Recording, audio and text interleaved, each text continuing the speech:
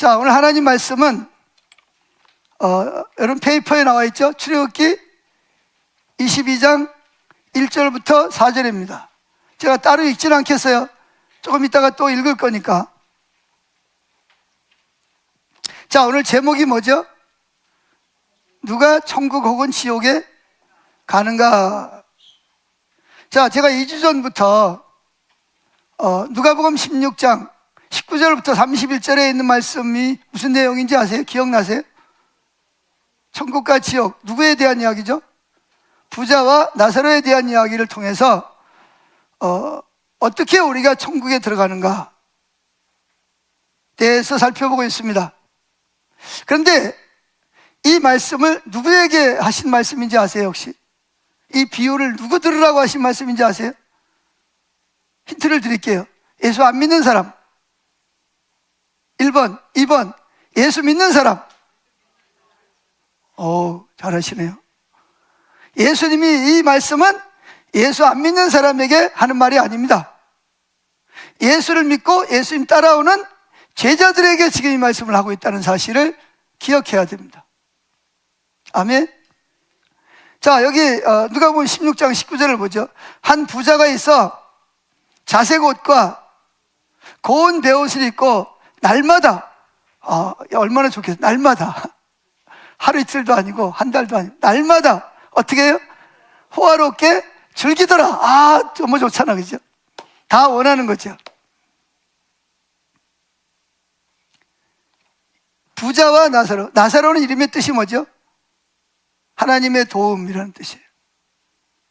근데 부자는 뭐가 없어요? 이름이 없어요. 왜 없을까요?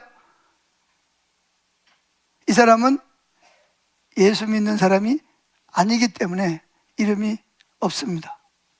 그런데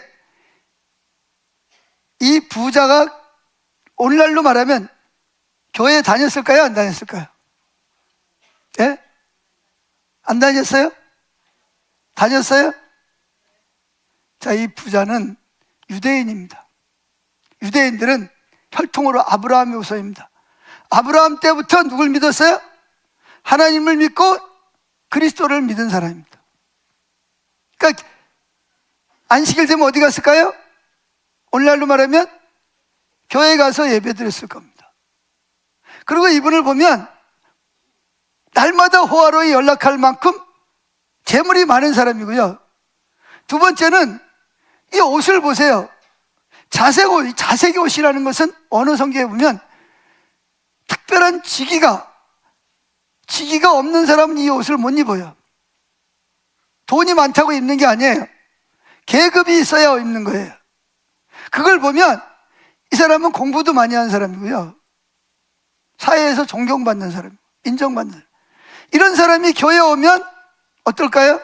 교회에서 대환영하겠죠. 아마 직분도 굉장히 중요한 직분을 맡았을 것 같아요. 사회에서도 존경받고 돈도 막 좋은 차 타고 다녔을 것이고 좋은 집에 살았을 것이고 교회에서 헌금도 많이 했을지도 몰라요. 자, 그런데 그 부자의 집 앞에는 누가 있었죠? 거지 나사로, 즉 하나님의 도움이라는 이름을 가진 거지가 헌대를 앓으면서 어떻게 있었다? 성경을 잘 보세요. 어떻게 있었어요? 버려졌다 이렇게 말하고 있습니다. 따라합시다. 버려진 채. 누구에게 버려진 거예요? 부자로부터 버려진 채, 외면당한 채. 헌대가 앓으니까 여기서 말하는 개는 집에서 기르는 강아지가 아니고요, 들개를 말합니다. 들개. 들개들이 와서 뭐예요? 헌대를 핥았더라 이렇게 말하고. 들개는 사람을 보면 뭅니다. 그런데 그러다 보니까 누가 먼저 죽겠어요? 당연히 나사로가 먼저 죽었죠. 근데 나사로가 죽었을 때 누가 와서 데려갔죠? 성경에 보니까 천사가 와서 그를 받들었다. 아주 소중하게 귀중한 사람을 모셔가듯이 천사들이 와서 나사로의 영혼을 받들어서 어디로 갔다? 아브라함의 품에 안겨, 믿음의 조상 아브라함의 품에 안겼다. 거지도 죽을까요? 부자는 죽어요? 안 죽어요? 부자는 안 죽는 거 아니에요? 부자인데 죽어요? 좋은 차 타고 다니고 좋은 집에 사는데, 맛있는 거 먹는데 안 죽는 거 아니에요? 뭐 돈 많으니까 병원에 가면 되잖아요. 예. 근데 부자도 뭐 했더라? 죽었단 말이에요. 근데 나사로는 천사들이 와서 소중한 사람을 받들어 모셔갔는데, 부자는 그런 말도 없고 어디 갔더라? 음부에 내려갔더라. 음부가 뭐예요? 지옥입니다. 그곳에 가서 고통 중에 눈을 들어보니 누가 보였어요? 저 건너편에 천국이 보이는 거예요. 저도 이번에 처음 알았는데, 제가 어제 어떤 책을 읽었거든요.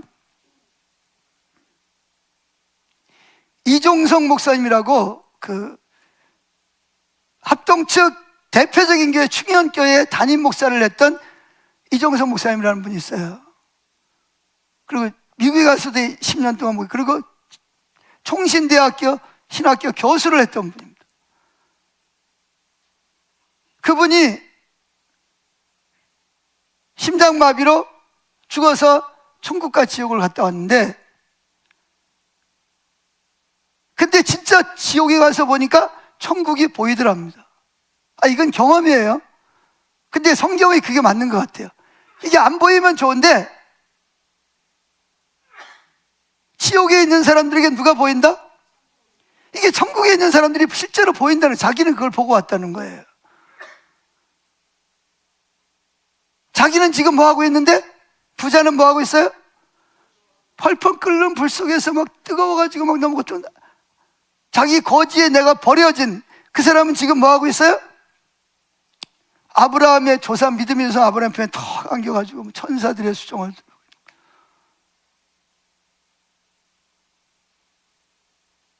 자, 제가 이 말씀을 이렇게 자세히 다시 한번 읽어봤어요. 자, 한번 누가복음 16장 20절을 한번 읽어보죠. 시작. 그런데 나사로라 이름하는 한 거지가 헌데투성이로 그의 대문 앞에 뭐한 채? 버려진 채. 혹시 여러분은 가까운 회사나 여러분 주변에 혹시 여러분이 버린 사람이 있으세요? 잘 살펴보세요. 버려진 채. 21절. 그 부자의 상에서 떨어지는 것으로 배불리려 하며 심지어 개들이 와서 헌대를 할 때, 그러니까 상에 떨어지는 부스러기라도 제대로 먹었다는 거예요? 못 먹었다는 거예요? 그것조차도 제대로 주지 않았다는 거예요. 그런데 사회 나가면 부자니까, 높은 직위에 있으니까, 교회 가면 중요한 직분을 맡았겠죠. 22절 시작. 이에 그 거지가 죽어 천사들에게 받들려 아브라함의 품에 들어가고 부자도 죽어 장사되며 그가 음부에서 고통 중에 눈을 들어 멀리 아브라함과 그의 품에 있는 나사로를 보고 24절 불러 이르되 아버지 아브라함이여 나를 긍휼히 여기사 나사로를 보내어 그 손가락 끝에 물을 찍어 내 혀를 서늘하게 하소서. 내가 이 불꽃 가운데 괴로워하나이다. 얼마나 괴로웠으면, 얼마나 고통스러워. 사실 여러분이 한번 생각을 해보세요. 나사로가 지금 천국이 안 보이면 좋은데 다 보이잖아요, 그죠? 자기가 버렸던 그 나사로가 자기보다 가장 건강한 모습으로, 아름다운 모습으로 아브라함의 품에 안겨서 천국에서 있는 거예요. 자기는 뜨거워서 죽겠는데. 아니, 세상 살 때는 부자가 모든 사람이 부러워했는 사람이었는데 이제 이게 인생이 바뀐 거예요.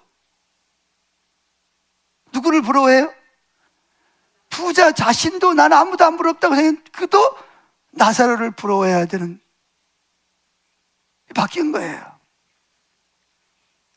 자, 중요한 것은 왜 두 사람 다 조상대대로 하나님을 믿었을 텐데 왜 한 사람은 천국에 가고 한 사람은 지옥에 갔을까? 이유가 뭘까요?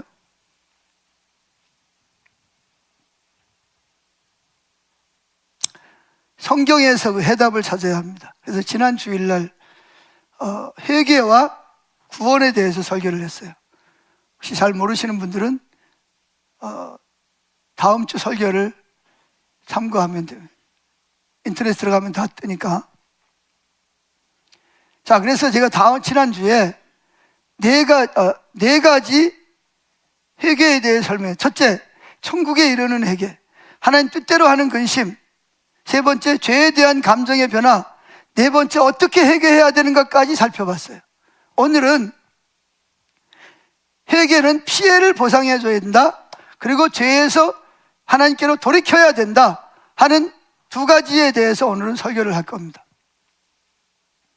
자, 우리는 회개를 하면 어떻게 하냐?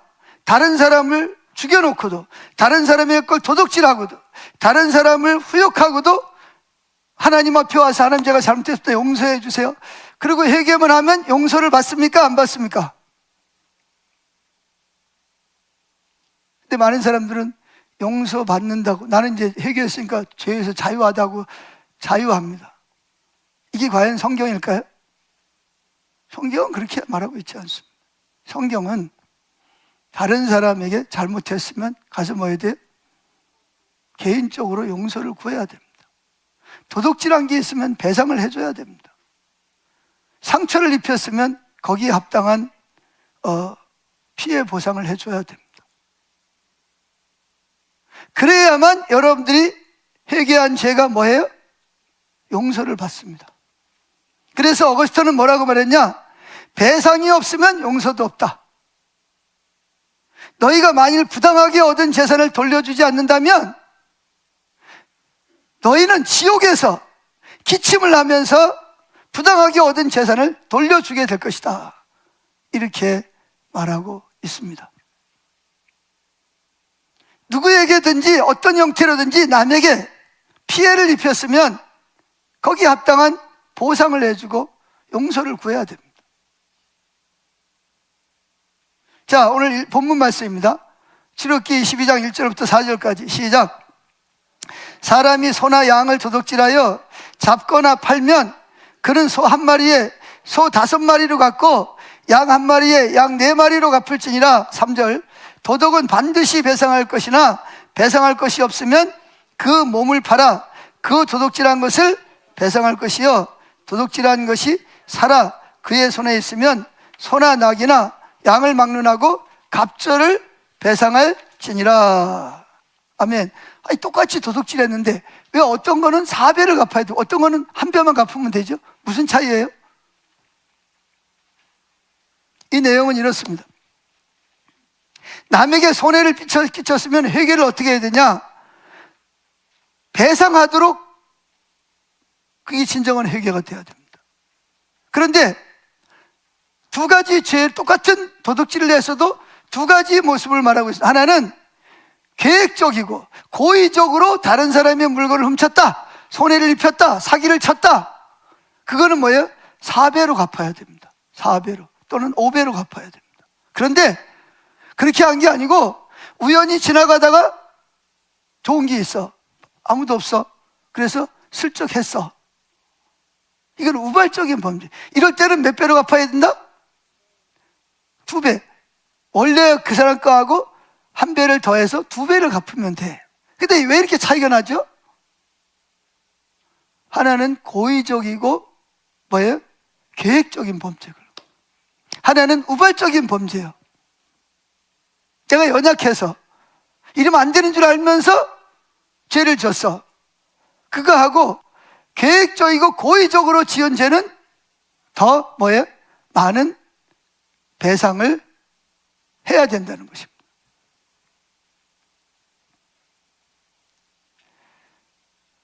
자, 그래서 우리는 많은 경우에 예수 믿는 사람들이 그럽니다. 다른 사람에게 손해를 끼치고 피해를 입히고 쓴뿌리 상처를 주고 나서도 그 사람에게는 아무런 용서도 구하지 않아. 누구에게만? 하나님께 앞에 나와서 하나님 잘못했을 용서해 주세요. 그러면 회개했다고 생각해. 자기는 용서받았다고 생각해. 근데 성경은 그렇게 말하지 않고 있습니다. 성경은 반드시 다른 사람이 피해를 입혔으면 어떻게 된다? 배상을 해 주어야만 하나님도 그 사람을 용서하신다라고 말하고 있습니다. 이게 진리입니다. 자, 레위기 6장 1절부터 보겠습니다. 시작.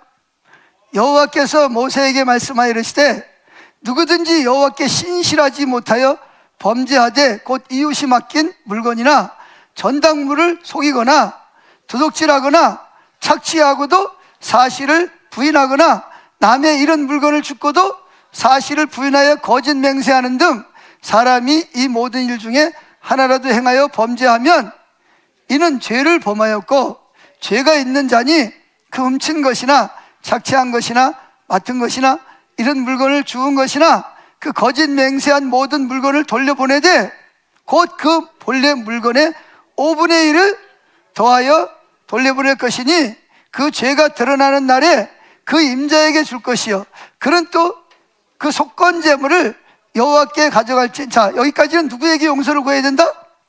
사람에게 용서를 구해야 된다.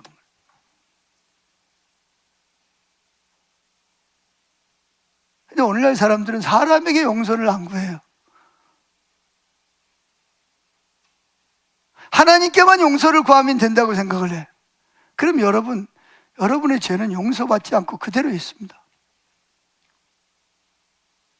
그리고 여러분은 그걸 여기 어거스틴의 말대로 지옥에 가서라도 그 사람에게 착취한 것을 토해내야 됩니다. 이게 성경입니다.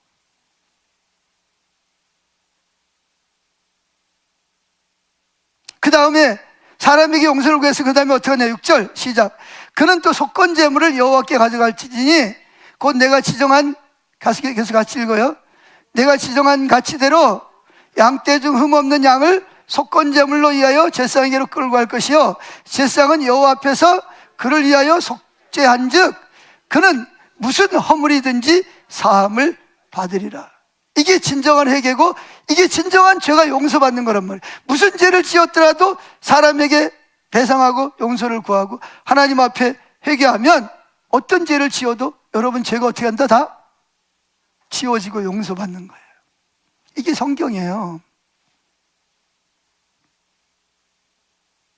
여러분들이 만약에 회사에서 고의적으로 회사 것을 도둑질했거나 손해를 입혔다, 아니 회사에 다른 사람에게 피해를 입혔다, 아니면 부부지간에, 아니면 부모와 자녀지간이라도 아무리 가까운 지간이라도 잘못을 했으면 사람과의 관계에서 용서를 구해야 됩니다. 아멘 하세요? 이게 성경이에요. 근데 그렇게 한번 여러분 스스로 그렇게 합니까? 안 합니까? 합니까? 안 합니까? 안 하죠. 그리고 나는 자유해. 하나님께 용서 구했으니까. 어떤 사람 심지어 하나님께 용서도 안 구해.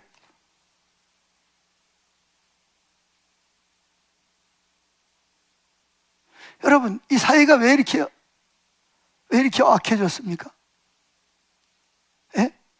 왜 이렇게 사기꾼이 많고, 왜 이렇게 도둑놈이 많고, 착취하는 사람이 많고, 보이스피싱이 많고, 왜 이렇게 이혼하는 가정이 많고, 왜 부모와 자녀 간에 이렇게 갈등이 많습니까?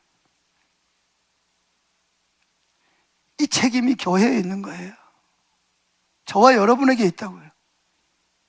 예수님 분명히 너희는 세상의 빛이다, 세상의 소금이다. 그게 뭐냐?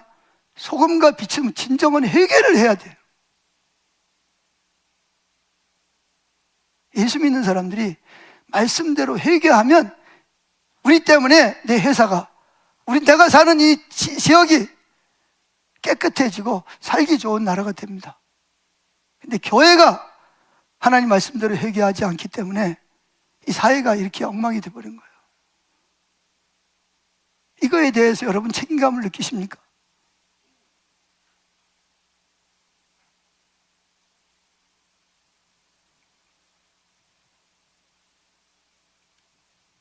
예수님의 십자가의 죽으심은 결코 배상의 의무를 하지 않아도 된다는 게 아닙니다, 여러분.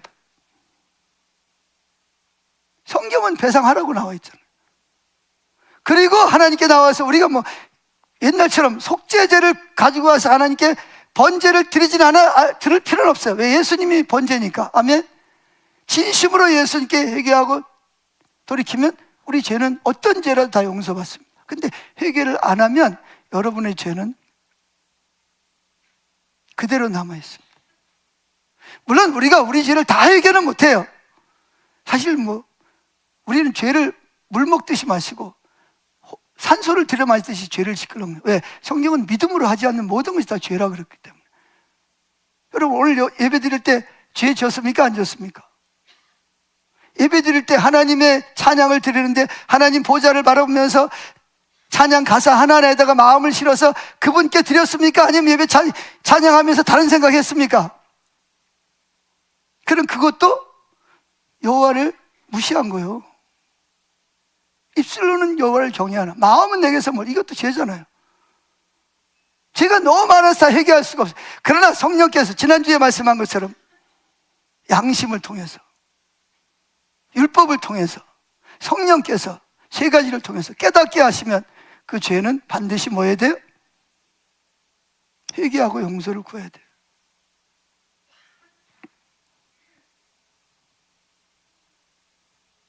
자, 그래서 누가복음 19장 8절과 9절에 보면 어떤 분들은 그래요. 아, 목사님, 그건 구약의 율법이잖아요. 아니요.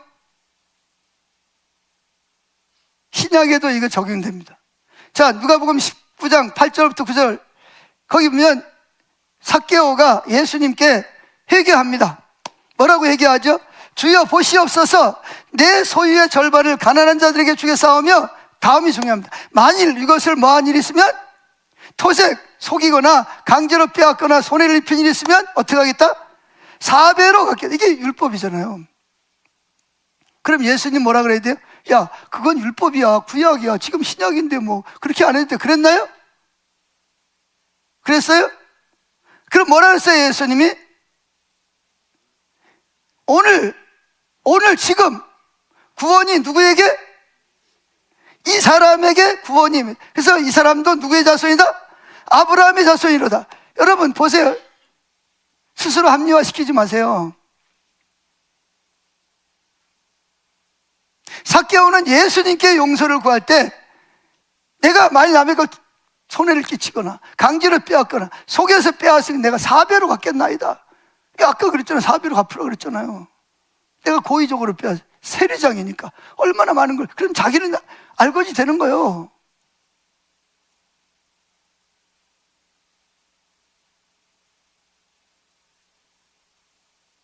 그러니까 우리가 왜 죄를 그렇게 쉽게 또 짓냐 하면, 진정한 회개를 하지 않기 때문에 죄에 대한 두려움이 없어요. 죄를 회개하는 게 그냥 하나님 잘못해서 용서해, 그러면 용서받는다고 생각하니까 뭐 그까짓 거 뭐 또 죄 짓고 구하면 되지 뭐, 이런 식이야. 그러니까 배상이 없어요. 용서를 구하지도 않고요, 화목하지도 않아요. 그냥 하나님께만 나가면 돼. 근데 이건 성경이 아니에요. 그건 내가 복음이지. 자, 그런데 이제 문제가 있어요. 그러면 훔친 것에 다른 사람에게 어떤 뭐 거짓말을 했다, 그래서 피해를 보상을 해야 되는데, 이제 피해 보상을 할 때 발생할 수 있는 몇 가지 의문이 생겨요. 이럴 때는 어떻게 해야 되나? 첫째, 보상을 해야 되는데 피해자가 죽었어요. 피해자가 죽으면 어떡하죠? 가족에게 보상을 해야 돼요. 가족이 없으면 누구에게? 가까운 친척에게라도 보상을 해야 됩니다. 친척도 없다. 그럼 어떻게 해야 되죠? 그건 하나님께 보상을 해야 됩니다. 자, 성경을 보세요. 민수기 5장 5절부터 8절까지 시작.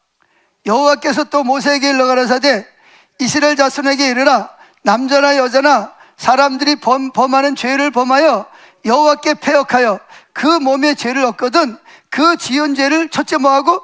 자복하고 그 죄값을 온전히 갚되 5분의 1을 더하여 그가 죄를 얻던 주에게 돌려줄 것이요, 만일 죄값을 받을 만한 친족이 없거든 어떻게 해라? 그 죄값을 여호와께 드려 제사장에게 돌릴지니 이는 그를 위하여 속죄할 속죄 양으로 속죄 양에 돌릴 것이니라. 그러니까 여러분들이 사람에게 갚아야 되는데 못 갚는다, 아니면 어디에 있는지 모르겠다, 그 사람이 어디가 살아있는지 모르겠다, 너무 오래돼서, 그러면 그 배상을 누구에게 하라? 하나님께 나와서 하라는 거예요. 그러면 하나님 여러분 죄를 용서하시겠다는 거예요. 근데 이런 회개가 없어요. 그냥 말로만 용서해, 그러면 용서받다고 하니까 죄가 끊어질 거예요, 안 끊어질 거예요? 안 끊어져요.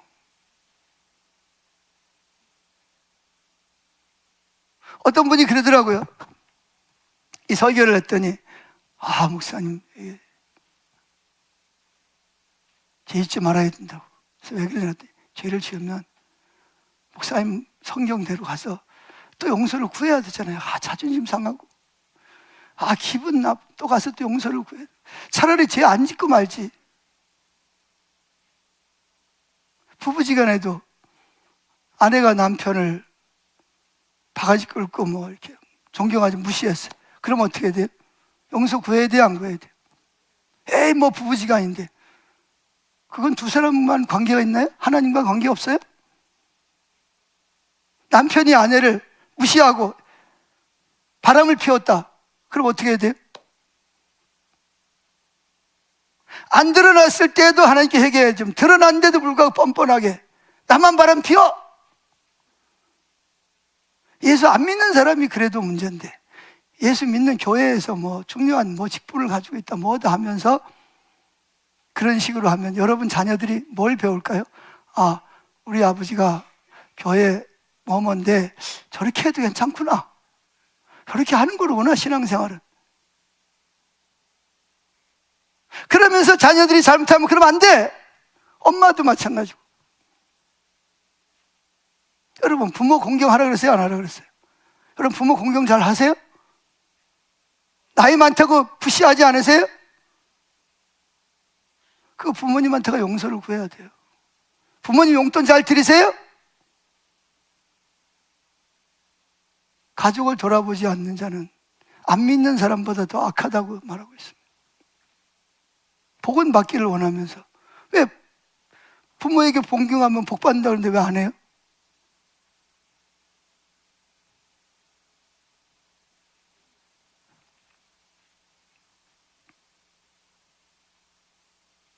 자, 그런데 또 한 가지 뭐냐면, 보상을 하고 싶은데 돈이 없어. 그럼 어떻게 해요? 이럴 때는 어떻게 용서를 구해야 돼요? 있는 것을 가져가서 보상하고, 나머지는 내가 앞으로 벌어서, 힘단 대로 벌어서 내가 보상을 하겠습니다. 그러니까 용서해 주십시오. 그렇게 하는 거죠.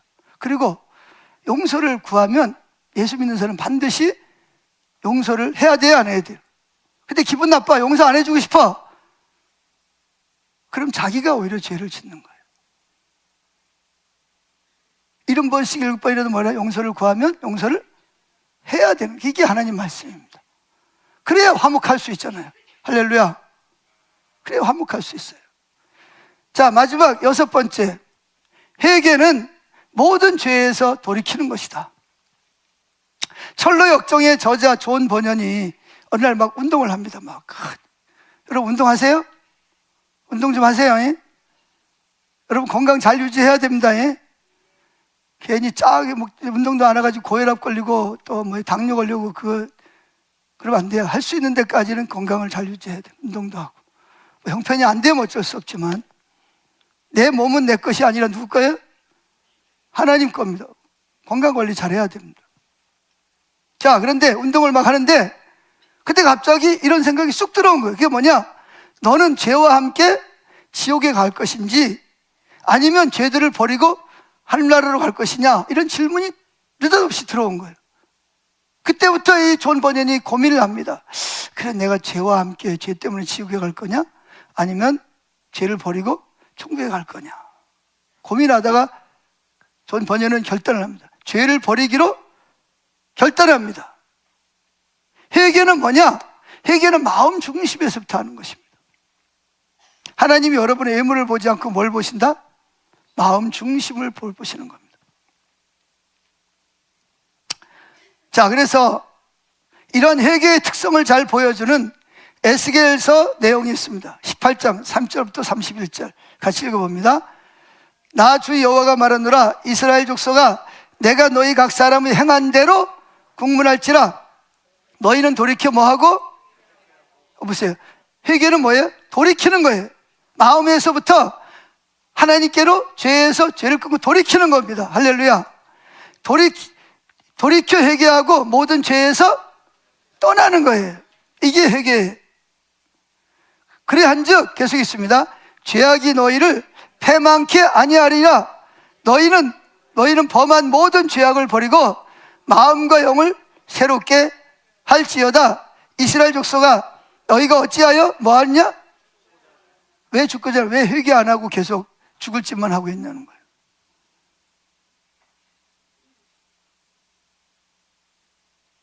뭐하고? 나 주 여호와가 말하노라. 죽는 자의 죽는 것을 내가 기뻐하지 아니하노니 너희는 스스로 돌이키고. 회개가 뭐라고요? 죄에서 하나님께로 돌이키는 거예요. 마음 중심에서부터. 이 말은 내가 계속 범하던 죄를 뭐예요? 끊어버리는 거예요. 미워하고 죄를 증오하고 저주하는 거예요. 그리고 누구에게로? 하나님 그분에게로 와서 주여 주의 말씀에 순종하겠습니다. 마음으로부터 그렇게 해야 돼요. 그게 성경이 말하는 회개입니다. 자, B번. 우리는 이 말씀에서 회개에 대한 두 가지 중대한 교훈을 발견할 수 있는데, 첫째, 회개는 죄에서 돌이키는 것입니다. 자, 잠언서 28장 13절 시작. 자기의 죄를 숨기는 자는 형통치 못하나 죄를 자복하고 버리는 자는 불쌍히 여김을 받으리라. 자, 다음 시편 55편 7절. 악인은 그 길을 불의한 자는 그 생각을 버리고 여호와께로 돌아오라. 그리하면 그가 긍휼히 여기시리라. 우리 하나님께로 나오라. 그가 널리 용서하시리라. 마태복음 3장 8절부터 10절. 그러므로 회개에 합당한 열매를 맺고, 그게 뭐냐? 보상하고 용서를 구하는 거예요. 속으로 아브라함이 우리 조상이라고 생각하지 말라. 내가 너에게 이르노니 하나님이 능히 이 돌들로도 아브라함의 자손이 되게 하시리라. 이미 이제 회개하지 않는 자에게 주시는 거예요. 회개하지 않는 사람은 뭐예요? 이미 도끼가 어디에 놓였으니? 나무 뿌리에 뿌리를 잘라버리겠다는 거예요. 좋은 열매 맺지 않은, 좋은 열매가 뭐예요? 회개하고 주께로 돌아오지 아니하는 나무도 뭐하리라? 찍어서 어디 던지리라? 불에 던지겠다는 거예요. 이게 하나님 말씀입니다.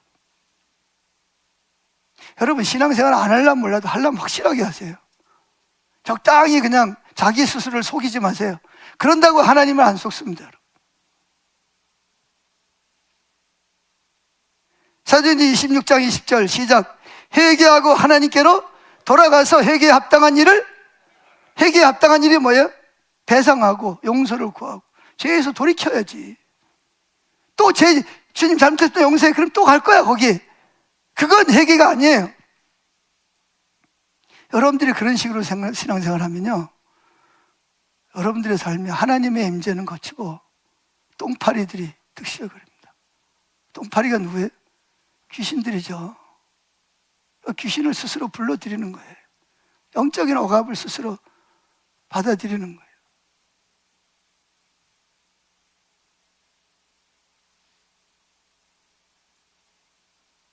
우리는 정말 회개해야 됩니다.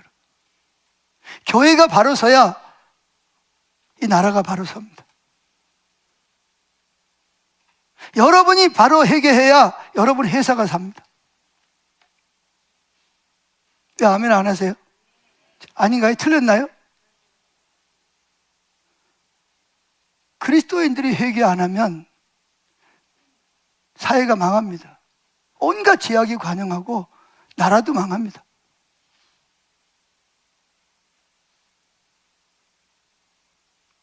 (10번입니다) 많은 사람들이 하나님께 죄를 자백하기만 하면 용서받은 줄로 알고 있는데 그것은 진리가 아닙니다. 죄에서 돌이키지 않는 한 그 죄는 용서받은 게 아닙니다. 찰스 스펄전은 이렇게 말합니다. 반역 활동을 계속하는 한 어떤 반역자도 왕이 용서해 주리라는 기대를 가질 수 없다. 그러므로 우리가 우리의 죄를 버리기를 거절하는데도 이 세상의 심판자가 우리의 죄를 씻어 주시리라고 상상해서는 안 된다라고 말하고 있습니다. 그러나 우리가 연약해서 죄를 돌이켰어요. 근데 또 죄를 짓죠. 그걸 말하는 게 아니고 처음서부터 진짜 죄에서 끊고 돌이킬 의사가 없어요. 교회 갔더니 회개하라 그러니까 그냥 회개하는 거지, 진짜 죄에서 끊고 죄를 저주하고 하나님께 돌이킬 의향이 없어요. 그거는요, 죄송하지만 아직 예수님 믿는 게 아니에요. 교회 다니는 종교생활 하는 거지.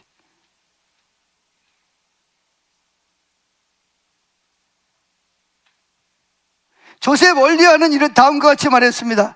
많은 사람들이 그리스도께서 죄인들을 위하여 죽으셨다는 사실을 그들의 소망의 바탕으로 삼으려 하지만 분명히 말할 것은, 이분이 말해요. 분명히 내가 말하는데 그리스도께서 죽으신 것은 회개치 않고 계속 죄 가운데 있는 완고한 자들을 위한 것이 아니라는 점이다. 죄악을 붙들고 있는 그대를 그리스도께서 구원해 주실 것이라고 생각하는 것은 구세주를 죄인으로 만드는 것과 마찬가지 일이며, 이 세상에 있는 모든 사악한 사람들과 지옥에 있는 마귀가 그렇게 했거나 그럴 수 있었던 것보다 더 하나님의 위엄을 떨어뜨리는 것이 된다. 그런데도 그대의 참남한 소망을 포기하지 않겠는가? 거짓 신앙을 가지고 있으면서 자기는 구원받을 것이라고. 이 부자가 그랬을 거예요. 부자가 그런 신앙생활을 했다고요.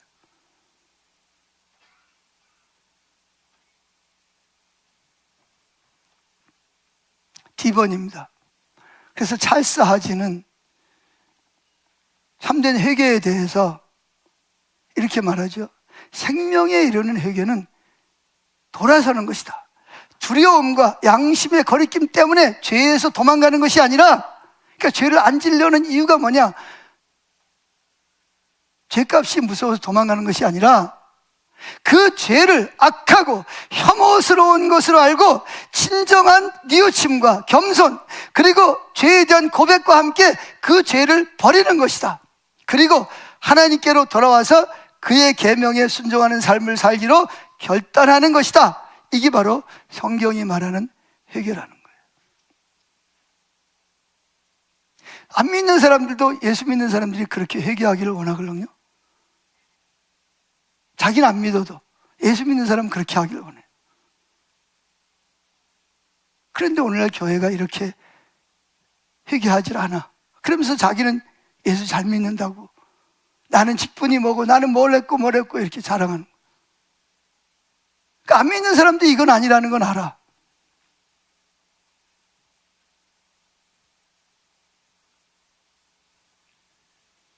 자, 오늘 에스겔서 말하는 두 번째 회개는 모든 죄에서 돌이키는 것입니다. 토마스 왓슨은 이렇게 말했어요. 참다운 회개는 죄에 대해서 보류하는 것도 아니고 동거자가 또 없어요. 그러니까 죄가 내게서 있으면 안 된다는 거죠. 내게서 떠나보내야 된다는 거예요. 죄를.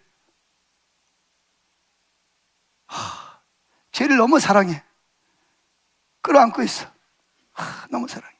버릴 수가 없어. 근데 이게 회개하라 그러니까 하나님 용서해 주세요. 그 죄는 끌어안고, 하나님 제가 잘못했는데 용서해 주세요. 용서받은 줄로 믿습니다. 아멘. 또 죄하고 또 동거해. 이건 회개가 아니라는 거예요. 죄가 사랑스럽고 나한테 유익을 주고 쾌락을 주지만 이거를 내 품 안에서 내보내야 돼. 이게 회개예요.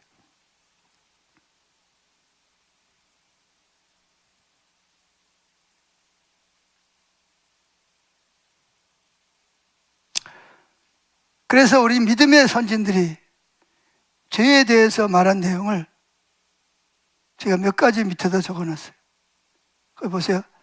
썬다싱은 뭐라, 가장 작은 하나의 죄라도 또 나쁜 한 가지 생각이라도 우리의 희망을, 그 죄가 우리 희망을 멸하며 우리를 하나님 나라, 하늘나라 밖에 있기에 충분하다는 것입니다.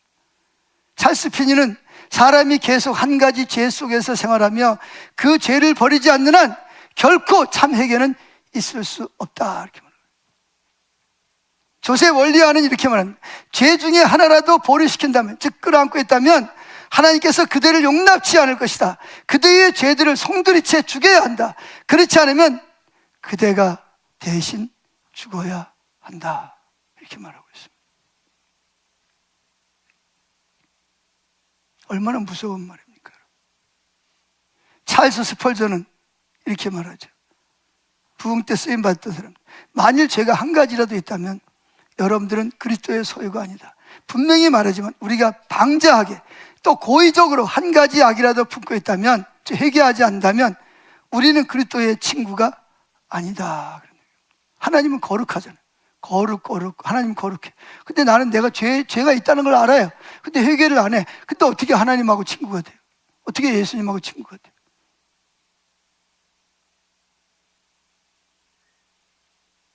하나님은 여러분을 의롭게 하셨어요. 신분상.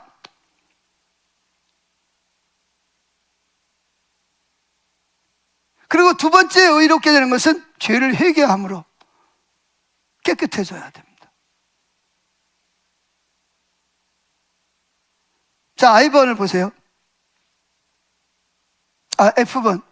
그러므로 죄를 다 버렸는데 이거 한 가지 정도야 뭐, 이렇게 생각하지 말라는 거예요. 이렇게 생각하세요. 차라리 그동안 다른 거 다 포기했는데 이 한 가지 때문에 헛되게 할 수 없어. 한 가지 사랑하는 죄야. 난 너를 오늘부터 원수로 여길 거야. 넌 내 원수야. 난 널 미워할 거야. 정말 네가 좋고 사랑스럽지만 난 널 버릴 거야. 이 죄에서 돌이켜 마음의 결단을 하세요. 아멘. 지금 여러분 죄 끌어안고 있는 거 있죠? 요건 놓기 싫어. 너무 날 즐겁게 해줘. 날 행복하게 해주는 것 같아. 나한테 유익하게 해주는 것 같아. 요거 품에 품고 있으면 안 돼요. 요거 뭐예요? 아깝지만 뭐예요? 이거는 불을 끌어안고 있다 그래서 불이 여러분에게 도움을 주지 않습니다. 시뻘건 쇳덩어리 끌어안고 있으면 도움이 될 것 같아요? 죽을 때 좋나요? 여러분의 몸을 다 태웁니다. 이걸 뭐 해야 돼요? 탁 놔야 됩니다. 놔야지. 그래야 내가 불에 대질 않지. 죄는 불보다 여러분의 영혼과 모든 삶을 다 태웁니다. 이게 무서운 거예요. 그러니까 죄에 대한 무서움을, 두려움을 모르니까 회개도 안 하고 죄에서 돌이킬 마음도 없고.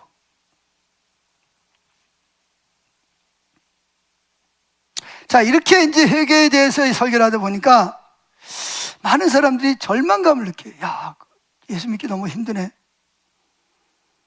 그렇게 성경들이 회개하는 사람이 어디 있어? 그게 가능할까? 이런 분들이 있을 수 있어요. 그러나 이것은 제가 지금 여러분에게 성경이 말하고 있는 회개는 그럼 죄를 하나도 안 지어야 되냐? 아까도 이야기했지만 우리는 믿음으로 하지 않는 모든 것이 다 죄예요. 예배드리면서도 우리는 수없이 많은 죄를 져요. 예배드리면서도 하나님의 보좌에 그러면서 뭐요? 집에 가서 게임할 생각하고 있잖아요. 친구 만나가지고 맛있는 거 먹으러 갈 생각하고. 하나님 경멸하는 거지. 그게 하나님 경외하는 건 아니잖아요. 그게 죄입니까? 아닙니까? 찬양이라는 것은 가사 하나하나에다가 내 마음을 실어서 또박또박 하나님께 올려드리는 게 그게 찬양인데, 경배인데. 익숙해. 하도 많이 불러서 모태신앙이니까. 안 봐도 다 달줄 다요. 4절까지. 입술은 하나님을 찬양합니다. 마음은 다른 데가 있어요. 이게 무슨 예배예요? 이게 무슨 찬양과 경배냐고. 그거 해놓고 나 예배 드렸다고 그러고 돌아가요? 생각해보면요, 우리는요, 죄 아닌 게 없어요. 그럼 어떻게 그런 죄를 다 회개하냐? 그래서 내가 모르는 죄를 누가 대신 회개해줘요? 성령님이 여러분을 위해서 회개하고 예수님이 탄식하면서 여러분을 위해서 기도합니다. 아까도 제가 찬양을 하는데, 주님, 내가 뭔데? 그냥 버려진 모래 하나만도 못한 나를 위해서, 주님께서 나를 위해서, 성령님이 기도하고 계시고, 예수님이 하나님 보좌 우편에서 영식이를 위해서 제가 기도합니다. 기도하고, 주님, 제가 뭔데 저를 이렇게 사랑하시고 귀하게 여기십니까? 내가 찬양하면서 주님께 그런 고백을 했어요.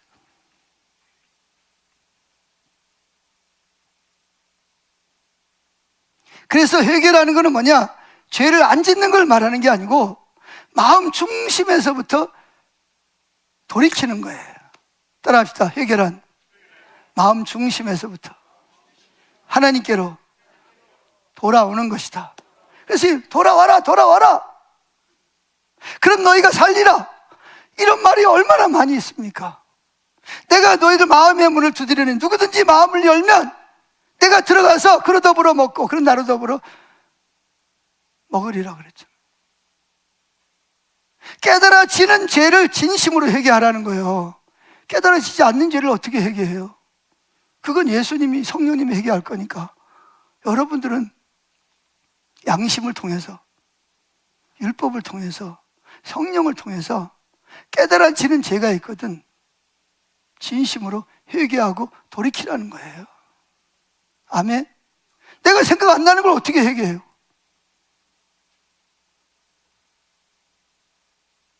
그리고 또 회개했다 그래서 죄를 안 짓는 건 아니잖아요.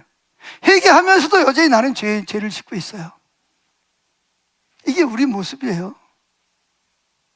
회개하면서도. 그래서 찰스 피니가 이렇게 말을 했죠. 자, 4쪽 맨 아래 보세요. 만일 어떤 사람이 이따금 강력한 유혹을 받아 죄를 짓고 나서는 회개하고 당분간 그를 버렸다가 다시 유혹에 굴복하여 그 죄를 범한다면 그가 죄 가운데 살고 있다는 것은 옳지. 그 사람은 죄 가운데 살고 있는 게 아니라는 거예요. 왜냐하면 그는 고의적이고 상습적이며 고집스럽게 죄를 범하는 것이 아니며 항상 그 죄를 버리려고 하며 그것에 저항하고 있음에도 불구하고 때때로 유혹이 그를 덮쳐 지배한다는 의미에서 볼 때 그것은 우발적인 범죄라고 볼 수 있기 때문이다. 내가 연약해서 죄를 짓는 거지, 고의적이고 죄인 줄 알면서도 하나님을 무시하고 죄를 짓는 건 아니라는 거예요. 내가 연약해서 죄 지면 안 되는 거 알아요. 이러면 안 되는 건데, 근데 내가 아직도 그걸 죄를 질 만큼 성숙하지를 못해. 그래서 짓는 죄를 여기서 말하는 게 아니란 말이에요.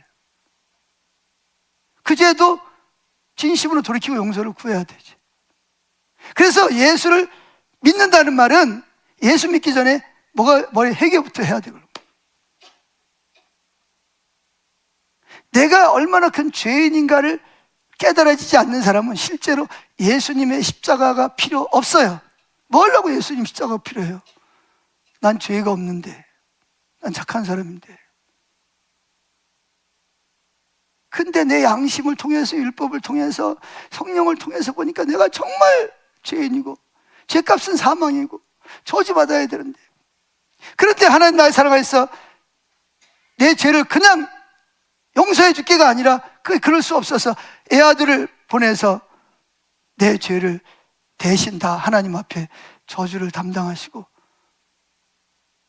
고통을 당하시고 지옥에 가심으로, 부활하심으로 내 죄를 가져간 것이 깨달아지는 거예요. 그래서 예수를 믿는 거예요. 그래서 예수를 붙잡는 거예요. 아멘. 내 노력은 안 되는구나, 나는 이래도 저래도 안 되는, 그래서 예수님을 붙잡아. 이게 예수 믿는 거라니까요. 근데 이거 없이 예수를 믿는다는 게 말이 안 되잖아요. 그럼 뭐 하려고 예수 믿어요? 예수 믿을 필요가 없는 거지. 괜히 시간 낭비하고 에너지 낭비하고 뭐 하려고 예수 믿어요? 그냥 편한 대로 살지.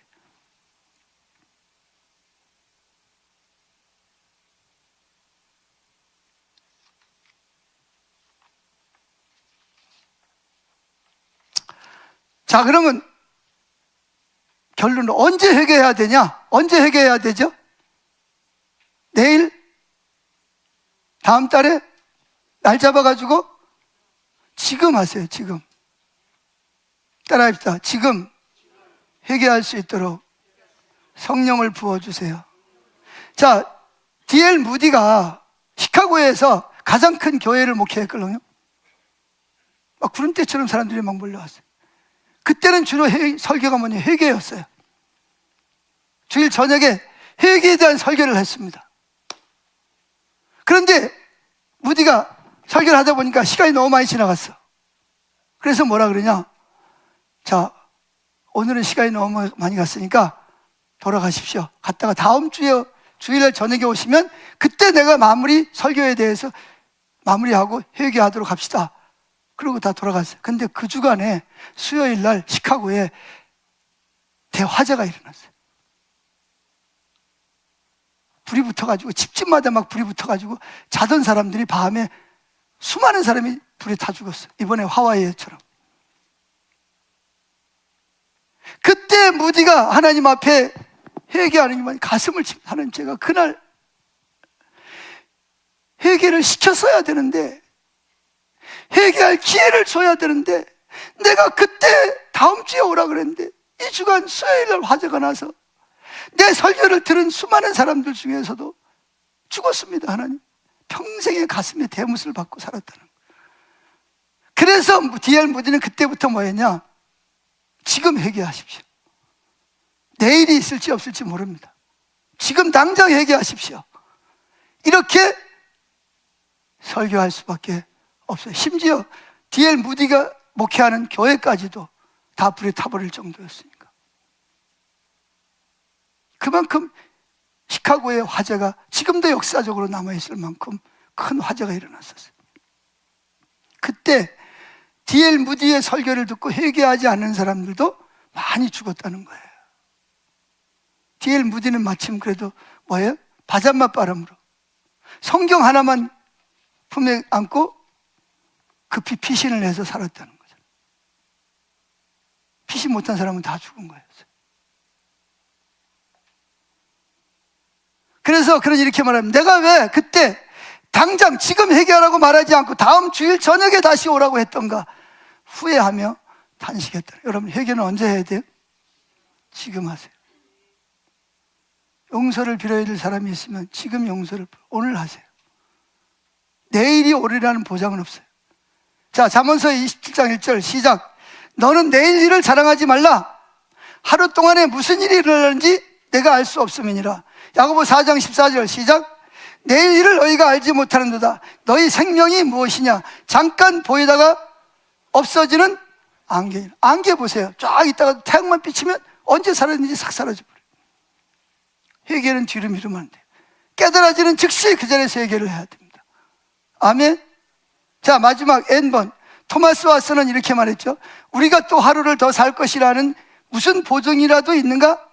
우리는 빠르게 세상 밖으로 행진하고 있으며 무대에서 사라지고 있다. 우리의 생명은 곧 꺼져버리는 작은 초의 초 알죠? 그죠? 불에 타면 어떻게 돼요? 초토막이며, 인간의 생명은 풀보다 더 빨리 시드는 들의 꽃에 비유된다. 시편 103편 5절의 말씀입니다. 인간의 생명은 다만 날아가는 그림자에 불과하지 않다, 이렇게 말했어요. 그러니까 뭐 하라는 거예요? 죄가 깨달아지는 즉시 성경의 말씀에 입각한 회개를 하라는 거예요. 형식적으로 말고, 의식적으로 말고, 정말 사람과 하나님 앞에 참된 회개를 해서 죄로 인해서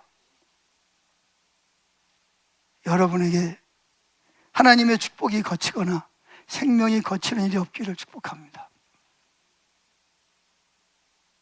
기도하죠.